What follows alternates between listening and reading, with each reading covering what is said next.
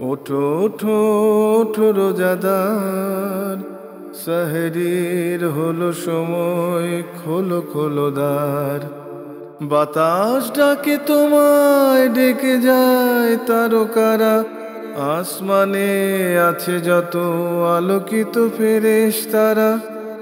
ওঠো ওঠো ওঠো রোজাদার, সেহরির হলো সময়, খোলো খোলো দ্বার। আসসালামু আলাইকুম ওয়া রাহমাতুল্লাহি ওয়া বারাকাতুহু। আলহামদুলিল্লাহ ওয়াসসালাতু ওয়াসসালামু আলা রাসূলিল্লাহ ওয়া বা'দ। দূরে এবং কাছে যে যেখান থেকে এনটিভির পর্দায় দেখছেন, এইচএম স্টিল নিবেদিত বরকতময় sehri, powered by Shahjalal Islami bank limited, co-sponsor Islami bank Bangladesh limited এবং আল আরাফা ইসলামী ব্যাংক লিমিটেডের সৌজন্যে। প্রিয় দর্শক, অনুষ্ঠানের পক্ষ থেকে আমি আপনাদেরকে জানাচ্ছি অসংখ্য মোবারকবাদ এবং শুভেচ্ছা। দর্শক, অনুষ্ঠান শুরু করব। শুরুতেই আমরা শুনব মহাগ্রন্থ কোরআনুল কারীম থেকে তেলাওয়াত। সেহরির হলো সময়, খোলো খোলো দ্বার। আউযু বিল্লাহি মিনাশ শাইতানির রাজীম। বিসমিল্লাহির রাহমানির রাহিম।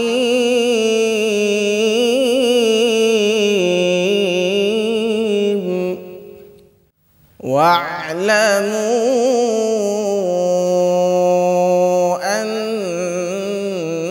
আন্নামা গনিমতুম মিন শাইইন ফাইন্না লিল্লাহি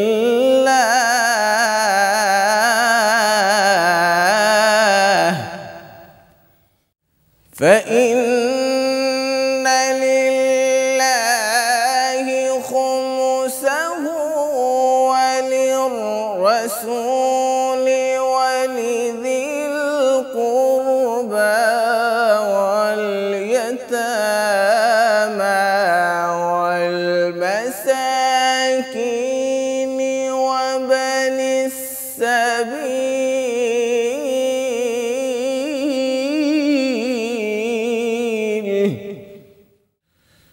ইন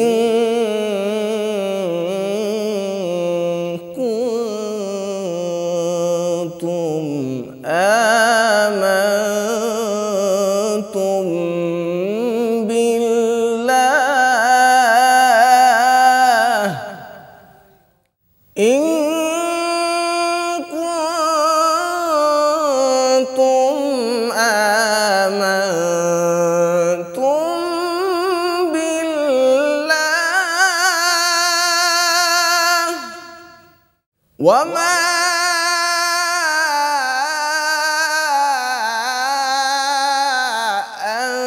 أنزلنا على عبدنا يوم الفرقان يوم التقى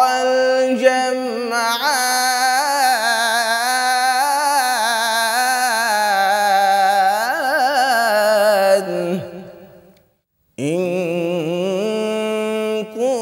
كنتم آمنتم بالله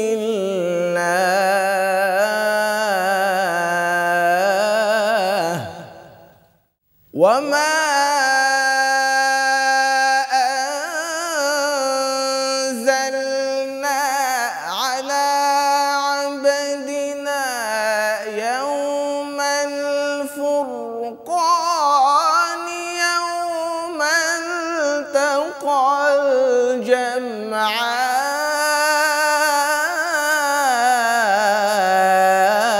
الجمعان وما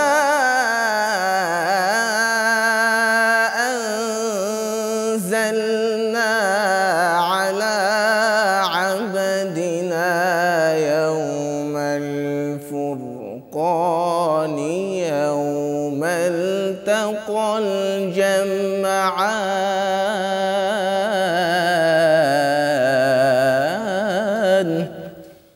والله على كل شيء قدير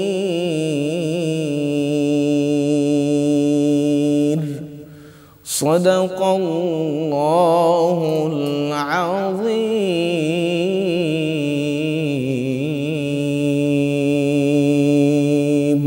দর্শক, আমরা শুনলাম কারি সাহেবের কণ্ঠের চমৎকার মহাগ্রন্থ কোরআনুল কারীমের তেলাওয়াত।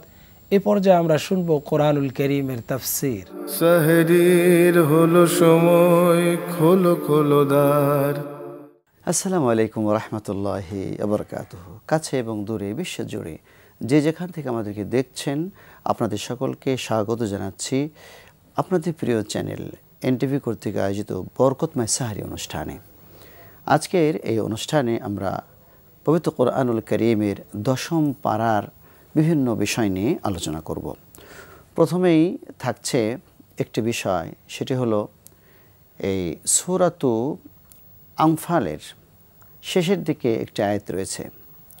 শেষের আয়াতটি হচ্ছে ওয়াল্লাযীনা আমানু হাজারু, অর্থাৎ 10তম পারার সূরাতু আনফালের শেষের দিকে ওয়াল্লাযীনা আমানু হাজারু ওয়াজাহাদু ফি সাবিলিল্লাহ, যারা ঈমান এনেছে, যারা ইসলামের কারণেই শুধু দেশ ত্যাগ করতে হয়েছে, ওয়াজাহাদু ফি সাবিলিল্লাহ, এবং আল্লাহর দ্বীন প্রতিষ্ঠার জন্য যারা প্রচেষ্টা ব্যয় করেছে, তার জান মাল বিভিন্ন ভাবে তিনি এই চেষ্টাটা করে যাচ্ছেন। আর ওয়াল্লাযীনা আওয়াউ ওয়া নাসারু উলাইকা হুমুল মুমিনুনা হাক্কা, একদিকে হলো যারা নিজেরা সক্রিয়ভাবে কাজ করেন, আর আরেকটি গ্রুপ রয়েছেন তারা সক্রিয়ভাবে কাজ না করতে পারলেও তারা তাদেরকে সহযোগিতা করেন। এটাও অনেক বড় একটি বিষয়। আল্লাহ পাক বলছেন ওয়াল্লাযীনা আওয়াউ ওয়া নাসারু, যারা তাদেরকে আশ্রয় দেয়। অনেক সময় দেখা যায় যে একটা আশ্রয়ের কারণে তার নামে কেস হয় না, সে ভালোভাবে একটু কাজ করতে পারে। এই আশ্রয় দেওয়ার ব্যাপারে আল্লাহ পাক এখানে উৎসাহিত করেছে। ওয়াল্লাযীনা আওয়াউ, যারা আশ্রয় দিল, ওয়া নাসারু, তাদেরকে সহযোগিতা করলো, উলাইকা হুমুল মুমিনুনা হাক্কা, এরা হচ্ছে প্রকৃতপক্ষে ঈমানদার। সুতরাং আসুন আজকের এই 10 পারার সূরা আনফালের থেকে আমরা একটা শিক্ষা নিই যে আমরা যারা চাকরি বাকরি ব্যবসা বাণিজ্য বিভিন্ন কাজ করার আমরা ব্যস্ত রয়েছি, আর কিছু মানুষ তো আছেন যারা দিনের কাজ করছে, আমরা সেই জায়গাটা যদি নাও যেতে পারি, কমপক্ষে আমরা একটু সহযোগিতা করলাম, ফাইন্যান্সিয়ালি বিভিন্ন প্রোটেকশন দেয়া, এবার যেই ধরনের ইন অল রেসপেক্ট ব্যাপকভাবে যেটা আমরা সহযোগিতা করি, তাহলে আল্লাহ পাক আমাদের সার্টিফিকেট দিলেন, আমরাও প্রকৃত মুমিন হব। সুতরাং প্রকৃত মুমিন হওয়ার জন্য এই কাজগুলি আল্লাহ পাক আমাদেরকে করার তৌফিক দান করুন। এরপরে আমরা যে বিষয়টি সূরাতুল বারাআ, এটাকে সূরা তাওবা বলা হয়, এই সূরা তাওবার ভিতরে একটি আয়াত রয়েছে মসজিদ সংক্রান্ত আয়াত। আল্লাহ পাক বলছেন যে মা কানা লিল মুশরিকিনা ইয়ামুরু মাসাজিদাল্লাহি মান আমানা বিল্লাহি ওয়াল ইয়াউমিল আখির মা কানা লিল মুশরিকিনা ইয়ামুরু মাসাজিদাল্লাহি শাহিদিনা আলা আনফুসিহিম বিল কুফর উলাইকা হাবিতাত আমালুহুম ওয়া ফিন নারিহিম খালিদুন। এর মানে হলো আরবরা, আল্লাহ রাসূল পৃথিবীতে আসার আগে আরবরা এই কাবা শরীফকে তারা কি করতেন, ধোয়া মোছা করতেন, এর রক্ষণাবেক্ষণা করতেন, এর নির্মাণ পুনর্নির্মাণ, এর যা কিছু লাগে, এর পরিষ্কার পরিচ্ছন্ন করা, হাজিদের জন্য ব্যবস্থা করা, এই লজিস্টিক সাপোর্টগুলি আরবের রাসূল সাল্লাল্লাহু আলাইহি ওয়াসাল্লামের যে কুরাইশ বংশ ছিল বনু হাশিম, এই গোত্রটা সবসময় এই কাজটি করে আসতো। আল্লাহর ঘরের খেদমত করতে পেরে তারা নিজেদেরকে অনেক সৌভাগ্যশালী মনে করত এবং বরকতময় মনে করত, পুরোহিত মনে করত, কিন্তু তারা মুসলিম হতো না। আল্লাহ পাক প্রশ্ন করেছেন আজালতুম সিকাতাল হাজ ওয়া ইমারাতাল মসজিদিল হারামি কামান আমানা বিল্লাহি ওয়াল ইয়াউমিল আখির ওয়া জাহাদা ফি সাবিলিল্লাহ লা ইস্তাউনা ইনদাল্লাহ আল্লাহু লা ইয়াহদিল কওমাজ জালিমিন। আল্লাহ পাক স্পষ্ট বলে দিলেন, তোমরা কি মনে করেছো যে শুধু কাবা শরীফের যারা এখানে আগমন করছে হজ করার জন্য তাদের পানি পান করাবে, তাদের খাদ্য পানি দেবে, তাদেরকে থাকা খাওয়ার ব্যবস্থা করবে, এই জন্য বিশাল এক সওয়াব অন্বেষণ করে ফেলতেছে মনে করছো? আর যারা বদরের ময়দানে, যারা উহুদের ময়দানে নিজেদের জীবনকে বিসর্জন দিয়ে দিচ্ছেন, শাহাদাতের নজরানা পেশ করছেন, বদরে সাহাবায়ে কেরাম শহীদ হয়েছেন, উহুদে শহীদ হয়েছেন, খন্দকে শহীদ হয়েছেন, হুনাইনে শহীদ হয়েছেন, তারা যে ভূমিকা পালন করতেছেন, আর তোমরা আরবের লোকেরা, এই কুরাইশ বংশের লোকেরা, তোমরা কাবা শরীফের লোক এখানে যারা আসে তাদেরকে পানি পান করিয়ে, খানাপিনা, তাদের খাওয়া দাওয়ার ব্যবস্থা, আতিথেয়তা, মেহমানদারি এগুলি করিয়ে নিজেদেরকে অনেক বড় মনে করতেছো, নিজেদেরকে অনেক বড় পিশাব মনে করতেছো। তারা কখনো তাদের মতো তোমাদের মর্যাদাই নয়। তোমরা তো এখানে বসে বসে মানুষকে মেহমানদারি করতেছে, আর তারা সেই যুদ্ধের ফিল্ডে তারা কাজ করছে, তারা বদরের যুদ্ধে সেখানে লড়তেছে, উহুদের যুদ্ধে লড়তেছে, তারা লা ইয়াস্তাউনা ইনদাল্লাহ, আল্লাহর কাছে এই যারা সরাসরি সমর যুদ্ধে অংশগ্রহণ করে আর যারা বসে বসে বাসায় মসজিদে সুবহানাল্লাহ করে, এই দুই গ্রুপ কোনোদিন এক হতে পারে না। লা ইয়াস্তাউনা ইনদাল্লাহ আল্লাহু লা ইয়াহদিল কওমাজ জালিমিন। তোমরা জেনে শুনে তোমরা জানো যে আমি নবী হিসেবে মুহাম্মদ সাল্লাল্লাহু আলাইহি সাল্লামকে আমি পাঠিয়েছি, এরপরেও তোমরা কি করছো না, তার আনুগত্য করছো না, আমি যে বিধান দিয়েছি সেটা তোমরা মানছো না, শুধু একটি নিয়ে আছো যে আমরা কাবা ঘরের সেবক। কাবা ঘরের সেবক হইলেই মুসলমান হওয়া যায় না। আল্লাহু লা ইয়াহদিল কওমাজ জালিমিন, আল্লাহ পাক নিজেই ফতোয়া দিলেন যারা শুধু কাবা ঘরের এই সেবা শুশ্রূষা করছে এখানে আর আমার হুকুম মানে না, আল্লাহ রাসূলের আদর্শ মানে না, এরা জালেম, আমার উপরে তারা জুলুম করছে। আমি তাদেরকে সৃষ্টি করেছি, আমি কোরআন নাযিল করেছি, পৃথিবী আমার, সব কিছু আমার, আমি বিধান দিয়েছি, তারা মানে না, এরা জালেম। এর জীবন আমার হাতে, তার অক্সিজেন এক মুহূর্তের জন্য আমি অক্সিজেন বন্ধ করে দিলে সে মারা যাবে, আমি অক্সিজেনের সাপোর্ট দিয়ে যাচ্ছি, আমি খাবার দাবার সব কিছু আমি সাপোর্ট দিচ্ছি, আমি ক্রিয়েটর হিসেবে, খালেক হিসেবে, মালিক হিসেবে, ইলাহ হিসেবে আমার আরাধনা করা, আমার হুকুম পালন করা, আনুগত্য করা তার জন্য ওয়াজিব ছিল, সেইটা পালন না করে আমার উপরে জুলুম করলো। এই জন্য আল্লাহ পাক ফতোয়া দিয়ে দিলেন আল্লাহু লা ইয়াহদিল কওমাজ জালিমিন। আল্লাহ বলছে যে আমি একক ক্ষমতার অধিকারী, আমি শুধু বিধান দেবো আর কেউ দেবে না, আর তোমরা আমাকে বাদ দিয়ে কতগুলি দেবতার তোমরা হুকুম মানো, তাদের কথাবার্তাগুলি মানতেছো, এটা অত্যন্ত গর্হিত কাজ। সুতরাং তোমরা আর এই কাবা ঘরের সেবকের কাজ করতে পারবে না, এটা শোভনীয় নয়। মা কানা লিল মুশরিকিনা ইয়ামুরু মাসাজিদাল্লাহি শাহিদিনা আলা আনফুসিহিম বিল কুফর উলাইকা হাবিতাত আমালুহুম ওয়া ফিন নারিহিম খালিদুন। কাবা ঘরের সেবা করার মাধ্যমে যে সওয়াব তোমরা অর্জন করেছো, আমার বিধানকে অ্যাকসেপ্ট না করার কারণে, রাসূলকে নবী হিসেবে অ্যাকসেপ্ট না করার কারণে তোমাদের সেই কাবা ঘর সেবা করার যে সওয়াব হয়েছিল তোমাদের আমলে, আমি সব ধ্বংস করে দিলাম। সুতরাং যারা কোরআনকে নিজের জীবনের সংবিধান হিসেবে গ্রহণ করতে পারেন নাই, একমাত্র আল্লাহর বিধান হিসেবে গ্রহণ করতে পারেন নাই, যারা ইসলামকে পেয়ে নিজেরা সুখী হতে পারেন নাই, আনন্দিত হতে পারেন নাই, বরং ইসলামকে বলতেছেন ব্যাকডেটেড, অথচ তিনি মসজিদের সভাপতি অথবা সেক্রেটারি অথবা সদস্য, আল্লাহ পাক বলছেন যে না, এরা এই মসজিদের ধারের কাছে আসতে পারবে না। প্রিয় দর্শক, এই 10ম পারায় কিন্তু বিশাল একটি বিখ্যাত আয়াত রয়েছে, সেটি হলো ইন্নামাস সাদাকাতু লিল ফুকারা ওয়াল মাসাকিন ওয়াল আমিলিনা আলাইহা ওয়াল মুআল্লাফাতি কুলুবুহুম ওয়া ফির রিকাব ওয়াল গারিমিন ওয়া ফি সাবিলিল্লাহি ওয়া ইবনিস সাবিল। এর মানে হলো এই যে আমরা যাকাত দেই, আমরা রমজানে কেন যাকাত দেই? এই জন্য দিই যে রমজানে 1 টাকা দিলে কমপক্ষে 700 টাকার সওয়াব এখানে পাওয়া যাবে, এই জন্য আমরা রমজানে যাকাতটা দিই। রমজানে যাকাত দিলে আমাদের সওয়াবটা বেশি হয়, এই জন্য দিই। তো আল্লাহ পাক বলছেন যাকাত আবার কাদেরকে দিবেন, তার যে খাতগুলো রয়েছে এই খাতগুলো সম্পর্কে এখানে আলোচনা করেছে। ইন্নামাস সাদাকাতু লিল ফুকারা, যারা গরিব ফকির মিসকিন রয়েছেন, ইন্নামাস সাদাকাতু লিল ফুকারা আল মাসাকিন, ফকিরদেরকে যাকাত দিবেন একটি খাত, আরেকটি খাত হচ্ছে মিসকিনদেরকে যাকাত দিবেন। ফকির মানে হলো যাদের কিচ্ছু নাই, ঘর বাড়ি নাই, একেবারে পথের ফকির তারা। আর মিসকিন হলো যে তাদের কিছু আছে কিন্তু সাফিসিয়েন্ট না, তাদের এই উপার্জনটা অতটা মানে বেশি না যে তারা যাকাত খেতে পারবে না, তারা গরিব, তাদের এক বেলা খাই তার এক বেলা খেতে পারে, মিসকিন। ইন্নামাস সাদাকাতু লিল ফুকারা আল মাসাকিন ওয়াল আমিলিনা আলাইহা। আর ইসলামী রাষ্ট্রের জাকাত বোর্ড যে থাকবে, জাকাত যে মন্ত্রণালয় থাকবে, এই মন্ত্রণালয়ের যত খরচ এই জাকাতের ফান্ড থেকে এই মন্ত্রণালয়ের খরচ নির্বাহ করা যাবে। ওয়াল আমিলিনা আলাইহা ওয়াল মুআল্লাফাতি কুলুবুহুম, আর ইসলামের প্রতি মানুষকে অমুসলিমদেরকে আকৃষ্ট করার জন্য ফান্ড দেয়া, এই ফান্ড এখান থেকে জাকাতের ফান্ড থেকে দেয়া যাবে। সেটা টেলিভিশনের মাধ্যমে হোক, সেটা রেডিওর মাধ্যমে হোক, ইসলাম প্রচারের জন্য অমুসলিমদেরকে আকৃষ্ট করার যে সমস্ত প্রোগ্রাম হবে, যে সমস্ত বার্নামেজ হবে, এগুলোর জন্য পয়সা খরচ করা যাবে জাকাতের ফান্ড থেকে। অফির রেকাব, গোলাম আজাদ করার জন্য। এখন তো বর্তমানে গোলাম আজাদের সেই প্রথা নেই, তো এখন বিশ্বের বিভিন্ন জায়গায় মুসলিমগণ বিভিন্ন জেলখানার ভিতরে রয়েছে, তারা আহত হয়ে গেছে, পঙ্গু হয়ে গেছে।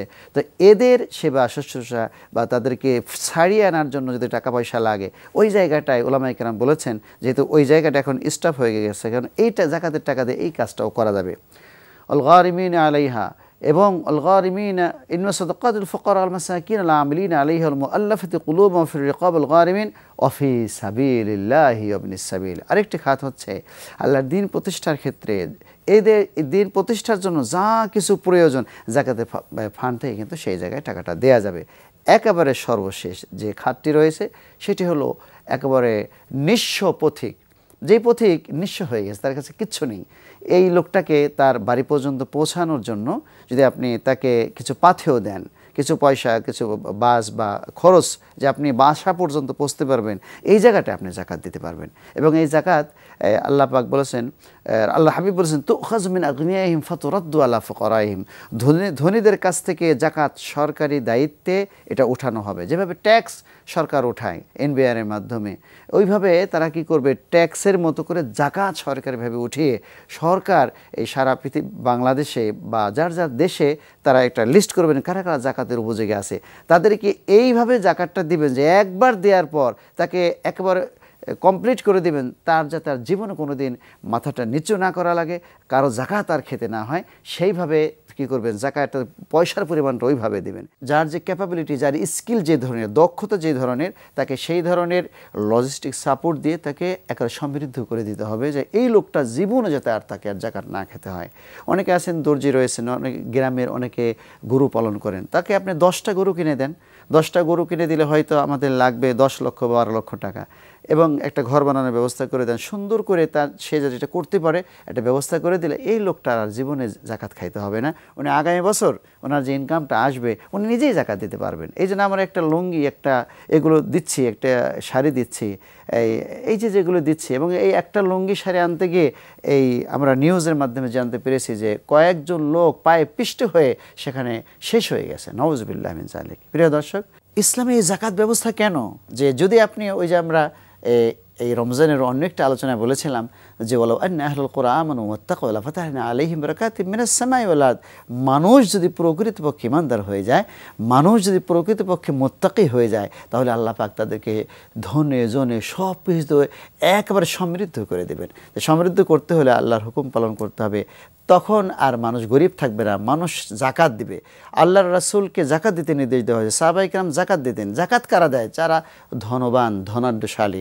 মুসলমানদের ব্যাপারে আকিমুস সালাতা ওয়া আতুজ যাকাতা, এই বিষয়টি অনেকবার এসেছে পবিত্র কোরআনুল কারীমে 82 বারের উপরে এসেছে এই জাকাত, আকিমুস সালাওয়াত, নামাজ পড়ো, জাকাত দাও। এখন আপনি যদি গরিব হন কীভাবে জাকাত দেবেন? তাহলে বোঝা গেল ইসলামে থাকলে মানুষ সমৃদ্ধি পাবে, উন্নয়ন হবে, এবং রুহের উন্নতি হবে, এবং সমাজের উন্নতি হবে, অর্থনৈতিক সমৃদ্ধি বাড়বে। অর্থনৈতিক সমৃদ্ধি বাড়লে এই লোকটা জাকাত দেওয়ার উপযোগী হবে। একদিকে একই আয়াতে বলতেছে নামাজ পড়ো, জাকাত দাও। সুতরাং জাকাত দেওয়ার মতো সম্পদ হালালভাবে অর্জন করার জন্য আমাদের এই যুব সমাজকে এগিয়ে আসতে হবে। আল্লাহ রাব্বুল আলামিন আমাদের সকলকে তৌফিক দান করুন। হাযা মা ইনদি ওয়াল ইলমু ইনদাল্লাহ। আসসালামু আলাইকুম ওয়া রাহমাতুল্লাহি ওয়া বারাকাতুহু। দর্শক, তাফসীর আমরা উপভোগ করলাম, এরপরেই আমরা শুনবো একটি ইসলামী গান। সাহরির হলো সময়, খোলো খোলো দ্বার,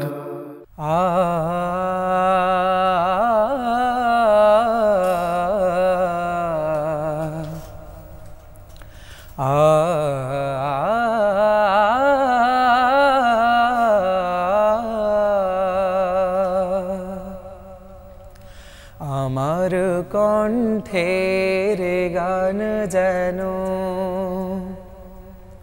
শুধু গানি না হয়, আমার গানে গানে যেন রবেরি দাওয়ার, আমার কণ্ঠের গান যেন শুধু গানি না হয়, আমার গানে গানে যেন রবেরি দাওয়ার, আমার গানে গানে যেন ঈমানি হাওয়া বয়, আমার কণ্ঠের গান যেন শুধু গানি না হয়, গানের কথাগুলো যেন সকল হৃদয়ে লাগে, ঈমানের ফুল ফোটে যেন সবার মনের বাগে, গানের কথাগুলো যেন সবার হৃদয়ে লাগে, ঈমানের ফুল ফোটে যেন সবার মনের বাগে। আমার কণ্ঠের গান যেন রাসূলের কথা কয়, আমার কণ্ঠের গান যেন শুধু গানই না হয়, আমার গানে গানে যেন রবেরি দাওয়ারায়। কোরআনের রঙে মনন রাঙাও, অচেতন মানুষের নিদ্রা ভাঙাও।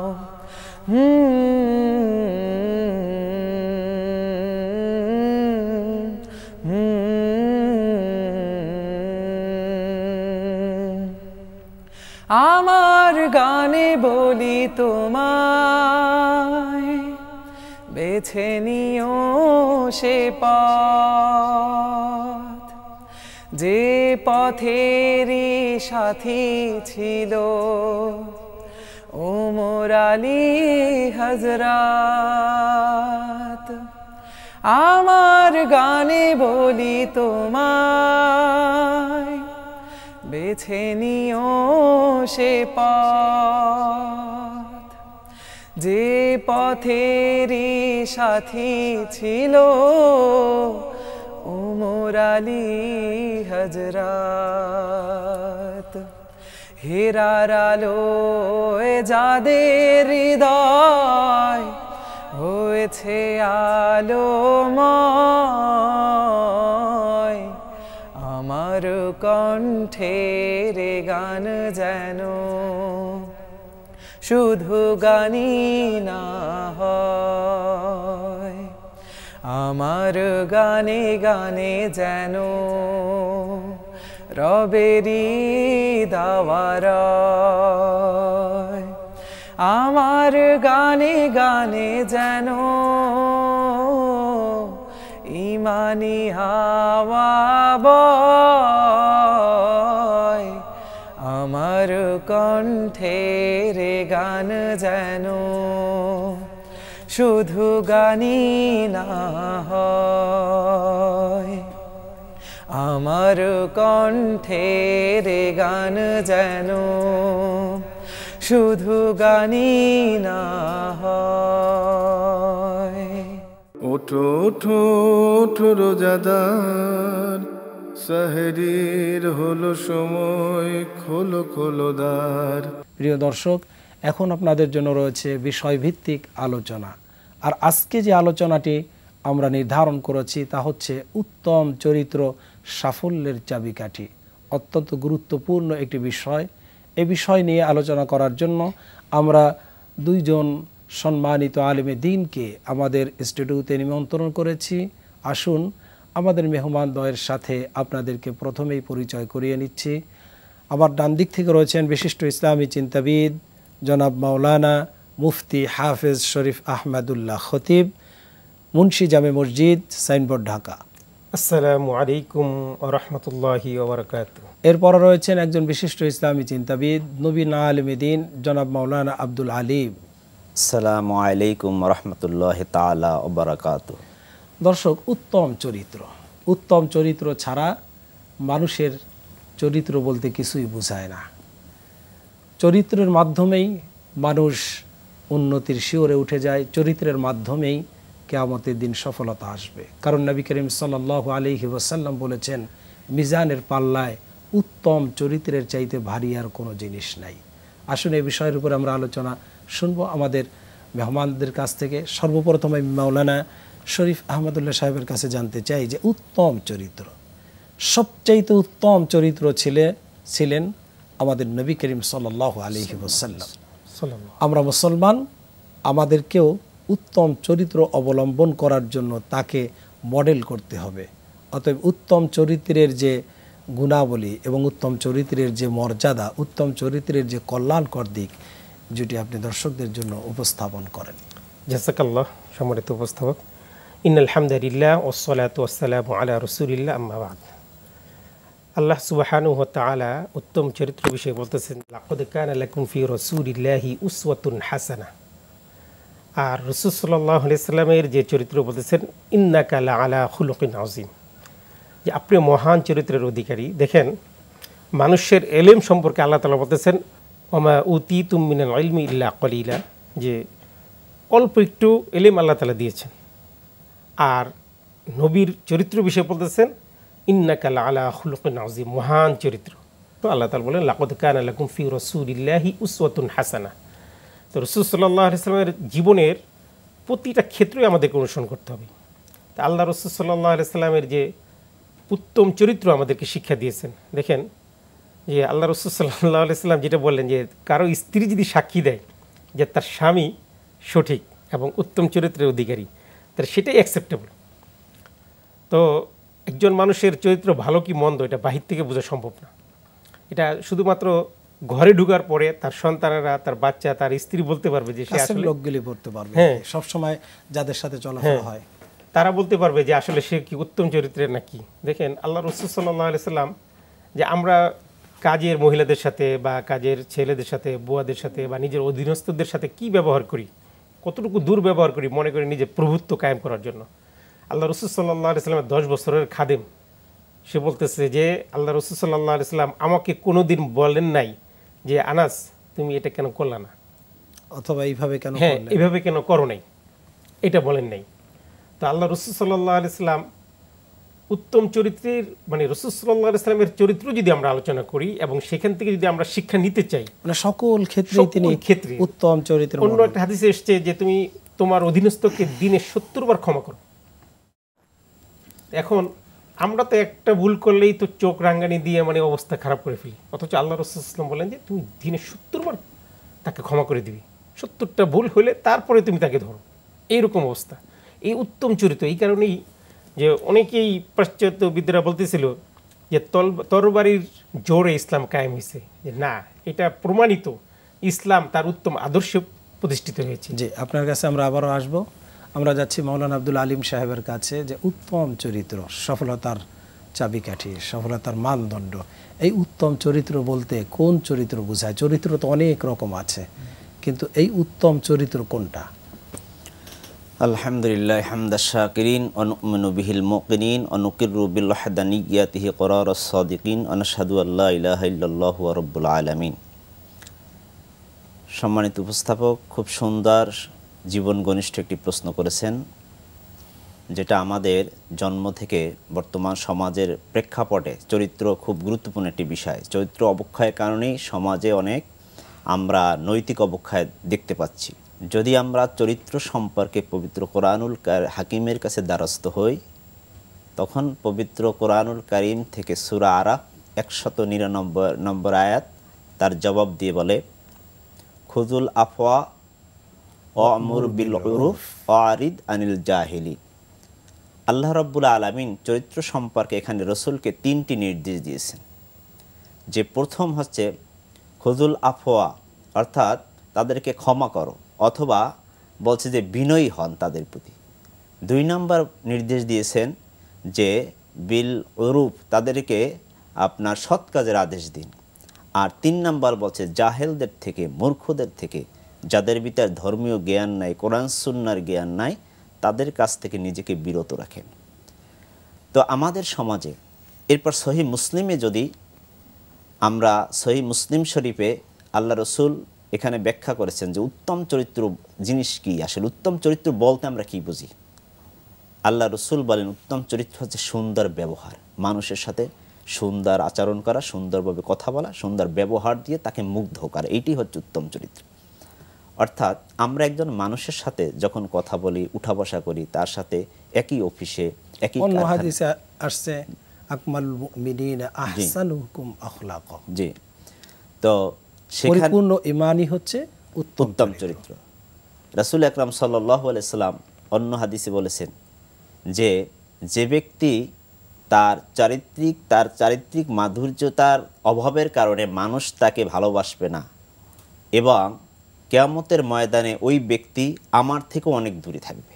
অর্থাৎ যার চরিত্র খারাপ সে জান্নাতও হারাবে, এবং রাসূল আকরাম সাল্লাল্লাহু আলাইহি সাল্লাম কিয়ামতের ময়দানে মানুষদেরকে যে সুপারিশ করে জান্নাতে নেবেন, সেই রাসূলের সুপারিশ প্রাপ্ত থেকেও সে বঞ্চিত থাকবে।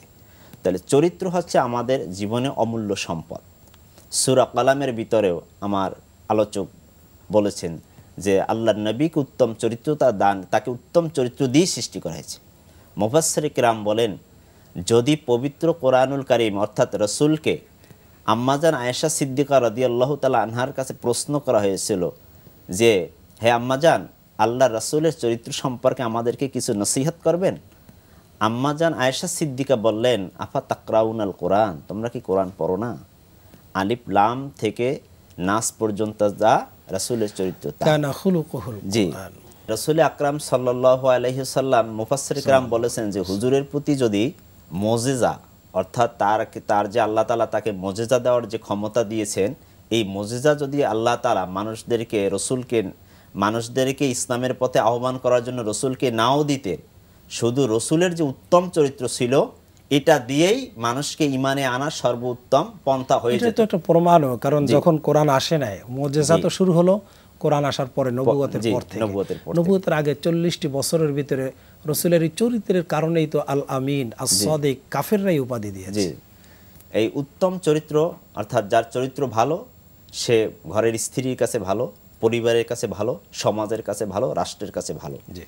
আর যার চরিত্র নষ্ট হয়ে যায়, সে পরিবার থেকে বিচ্যুত হয়ে যায়, সমাজ থেকে বিচ্যুত হয়ে যায়, রাষ্ট্র তাকে শাস্তি দেওয়ার ব্যবস্থা করে, এবং অসৎ চরিত্র হওয়ার কারণে সে জাহান্নামী হয়ে যাবে। আর আল্লাহর রাসূল হাদিসের ভিতর বলছেন, কিয়ামতের ময়দানে মানুষের আমলনামা ভারী হবে, যার চরিত্র ভালো তার আমলনামা সবচেয়ে বেশি ভারী হবে, আর যার চরিত্র খারাপ সে তার জন্য তার ডেস্টিনেশন হচ্ছে তার জাহান্নাম। আমি আপনার কাছে আবারও আসতে চাই, এই উত্তম চরিত্র আমাদের জন্য বর্তমানে কতটা অপরিহার্য, যেখানে আমাদের সমাজ চরিত্র ধ্বংসের সয়লাভ চলতেছে, এখানের গুরুত্বটা কি?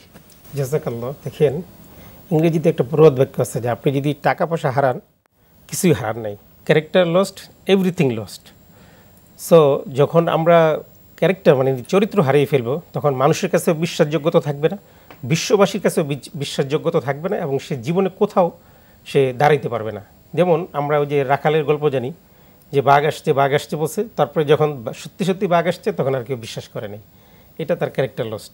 এইভাবে এখনকার সময়ে মানুষ ফেসবুক, ইউটিউব বা বিভিন্ন অশ্লীল দেখে এরকম হচ্ছে যে ক্যারেক্টারকে কোনো কিছু মনে করতেছে না, কিন্তু সে যে কী হারাচ্ছে সে নিজেই জানে না, এবং সে কী কারণে হারাচ্ছে সেও জানে না। এমন এক অবস্থা যে মানুষ এই খারাপ কাজ এবং গুনাহ কাজ করছে এবং ক্যারেক্টার লস্ট হচ্ছে। দেখেন যে এক সময় মানুষের ভিতরে ইমানি চেতনা ভালো ছিল, চারিত্রিক মাধুর্যতা ছিল এবং চারিত্রিক দৃঢ়তা ছিল, যার কারণে যে কোনো কাজে সে সফলতা পেয়ে যেত। আর এখন আমাদের ভিতরে এই জিনিসগুলো এত দুর্বল হয়েছে, আমাদের বাবা মাও এই বিষয়ে কোনো সতর্ক না, মনে করে ছেলে মেয়ে যা করে করুক। ইভেন যে বাবা মাও আজকাল স্বার্থপর, মনে করে ছেলের কাছে খারাপ হবো, মেয়ের কাছে আমি খারাপ সব বলবে যে বাবা শুধু শাসন করে, এই কথা বলেও মেয়েদেরকে ছেড়ে দেয়, ছেলেদেরকে ছেড়ে দেয়। একটা জিনিস মনে রাখতে হবে যে অকালাল্লাযীনা কাফারু রব্বানা আরিনাল্লাযাইনি আযাল্লানা মিনাল জিন্নি ওয়াল ইনস নাজআলহুমা তাহতা আকদামিনা লিয়াকুনা মিনাল আসফালিন। এই সন্তানরা যখন জাহান্নামে যাবে তখন কিন্তু এই পিতা, তার বড় ভাই, তার গার্ডিয়ান এদেরকে বলবো, আল্লাহ এদেরকে ডেকে নিয়ে আসেন, এদের বুকের উপরে পাড়া দিয়ে আমি জাহান্নামে। আপনি যে আয়াতটি বললেন এটি শুধু কি পিতামাতা? কারণ এখানে পিতামাতা না, এখানে গার্ডিয়ান যারা আছে সব গার্ডিয়ান, এবং যারা নেতৃত্ব দেয়, যারা সমাজকে নেতৃত্ব দেয়, সমাজকে যারা পরিচালিত করে ধ্বংসের দিকে নিয়ে যাচ্ছে, তাদেরকেও তো বোঝায়। অবশ্যই, কারণ গার্ডিয়ান দায়িত্বশীল, এটা সে যেই পর্যায়ে হোক। দেখেন যে মানুষ ক্যারেক্টার লুজ লেভেলের যে গুণাগুলো করে, অপরাধগুলো করে, একটা হচ্ছে সামাজিকভাবে এগুলো অ্যাভেলেবেল করে দেওয়া হয়েছে এই জন্য করে, আরেকটা হচ্ছে যে এই গুনার কি ফল তাকে ভোগ করতে হবে, কি শাস্তি ভোগ করতে হবে, এটা তার জানা নেই। যে মানুষ যখন গুনাহ করে তার 8টা সাক্ষী থাকে, কিন্তু এই সাক্ষী সম্পর্কে তার সচেতনতা নাই। এবং এই সাক্ষী আপনার কাছে রাষ্ট্রে একটু আসতে চাচ্ছে যে আল্লাহ রাব্বুল আলামিন এই অশ্লীল চরিত্র, অপাচার চরিত্র এবং মাদক চরিত্র, যেই চরিত্র আমাকে দুনিয়াতেও ধ্বংস করে, আমাকে বেইজ্জতি করে, আমাকে অসম্মানিত করে, আমার দুনিয়ার লাঞ্ছিত জীবনযাপন করে, পরকালেও আমাকে ক্ষতিগ্রস্ত করে। এ ব্যাপারে আল্লাহ পাকের ইনস্ট্রাকশন কি রয়েছে? যেহেতু আমরা ইমানদার, আমাদের সর্বপ্রথম আল্লাহর হুকুম জি মানতে হবে। অবশ্যই। জি, প্রথমে আমরা দেখতেছি আমাদের সমাজে একজন ছেলে অথবা একজন মেয়ে তার অবভিয়াসলি সে স্পষ্টভাবে বা সুস্পষ্টভাবে সকলের কাছে বয়ফ্রেন্ড গার্লফ্রেন্ড আছে বলতে স্বাচ্ছন্দ্য বোধ করে। কিন্তু আমরা যদি পবিত্র কোরআনের পৃষ্ঠার দিকে তাকাই, পবিত্র কোরআন কিন্তু এদের ব্যাপারে যারাই অসৎ কর্মে লিপ্ত, আল্লাহ তাআলা কিন্তু বলতেছেন ইন্নামা ইয়াতাকাব্বালুল্লাহু মিনাল মুত্তাকিন, অর্থাৎ যারা উত্তম চরিত্র, মুত্তাকি ছাড়া তাদের আমল কবুলই হয় না। অর্থাৎ এই লোক যদি নামাজ পড়ে, রোজা রাখে, হজ করে, জাকাত দেয়, অর্থাৎ সে অবৈধ জিনিসের সাথে সম্পর্ক রেখে আল্লাহ তাআলার যদি ইবাদত করে, সেই ইবাদত কবুল হবে না। কারণ আল্লাহ তাআলা বলছেন মুত্তাকি ছাড়া আমি ইবাদত কবুল করি না। আর আল্লাহ মুত্তাকিদেরকেই ভালোবাসেন। জি, আর মুত্তাকি মানুষ এইরকম অসৎ কাজ করতে পারে না। 2 নাম্বার হলো যে এই ব্যক্তি, আল্লাহ রসুল একটি উদাহরণ দিয়েছেন সাহাবীদেরকে। সাহাবীদের সাথে রসুল কোথাও যাচ্ছিলেন, বলছিলেন যে এই যে একটা বকরি দেখা যায়, এই বকরির কান অর্ধেক কাটা। আল্লাহ রসুল বললেন, হে আমার সাহাবীরা, এই বকরিটা তোমাদের কাছে যদি আমি বিক্রি করি, তোমরা কত টাকা দিয়ে কিনে নেবে? সাহাবীরা হেসে দিলেন, বলছেন ইয়া রাসূলুল্লাহ, এই কান কাটা বকরি নিয়ে আমরা কি করব? ঠিক আছে।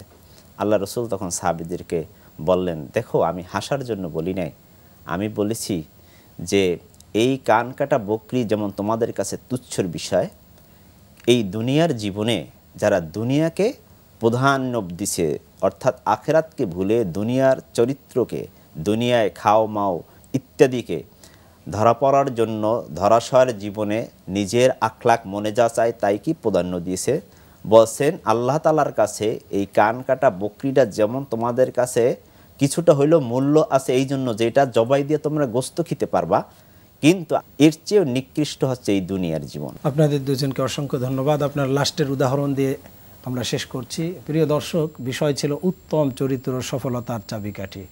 উত্তম চরিত্র অবলম্বন করার কারণেই হযরত ওমর রাদিয়াল্লাহু তাআলা আনহু যখন কুফরি যুগে ছিল, চরিত্রের বালাই ছিল না, অর্থাৎ ন্যায় অন্যায় বুঝতেন না।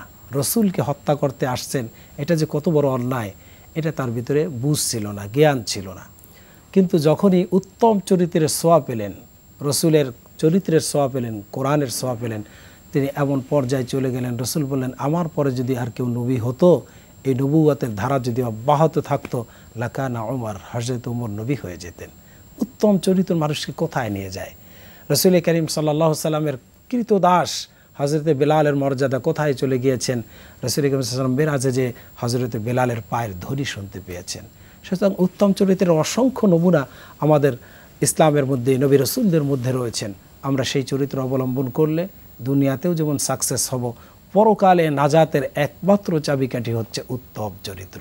অতএব আমরা যেহেতু মুমিন মুসলমান, আমাদের মূল ডেস্টিনেশন আল্লাহর কাছে সফলতা পাওয়া, জান্নাত পাওয়া। সেখানে যদি জান্নাত পেতে চাই, যদি আল্লাহর কাছে সফল হতে চাই, উত্তম চরিত্রের কোনো বিকল্প নাই। আল্লাহ পাক যেন আমাদেরকে উত্তম চরিত্রের অধিকারী বানিয়ে দেন। এতক্ষণ পর্যন্ত আপনারা দেখতেছিলেন এইচএম স্টিল নিবেদিত বরকতময় sehri, powered by Shahjalal Islami bank limited, Islami bank Bangladesh limited, Al Rafa Islami bank লিমিটেডের সৌজন্যে। প্রিয় দর্শক, আমরা অনুষ্ঠান শেষ করব এক ইসলামী গান শুনতে শুনতে। আসসালামু আলাইকুম ওয়া রাহমাতুল্লাহি ওয়া বারাকাতুহু। রোজাদার তুমি তাই কত আয়োজন, মনে মনে ভাবো বুঝি আরো প্রয়োজন। রোজাদার তুমি তাই কত আয়োজন, মনে মনে ভাবো বুঝি আরো প্রয়োজন।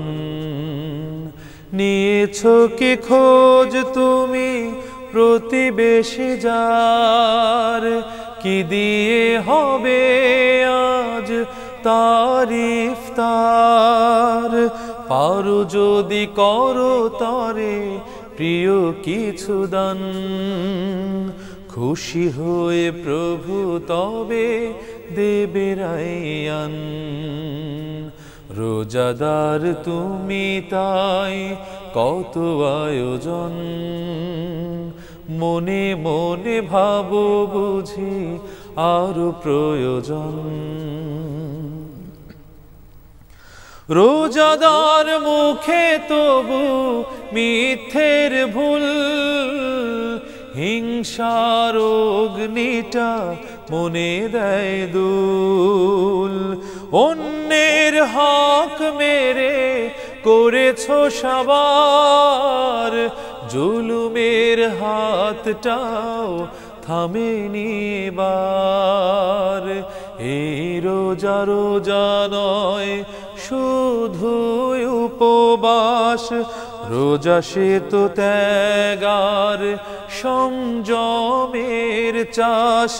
রোজাদার ভুল ছাড়ো শোনো আহ্বান, রোজাদার তুমি তাই কত আয়োজন।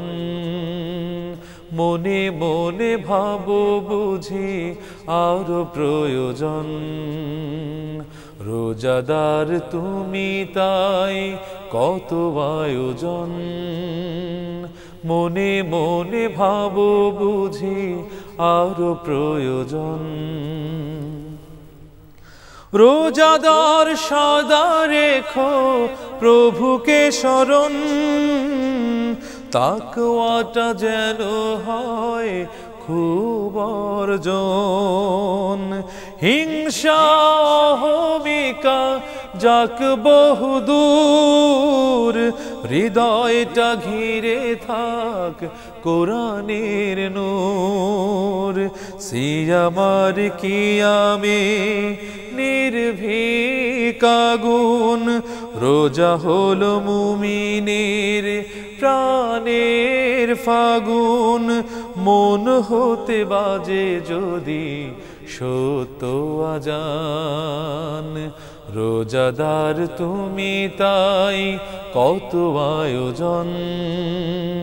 মনে মনে ভাবো বুঝি আরো প্রয়োজন, রোজাদার তুমি তাই কত আয়োজন। মনে মনে ভাবো বুঝি আরো প্রয়োজন।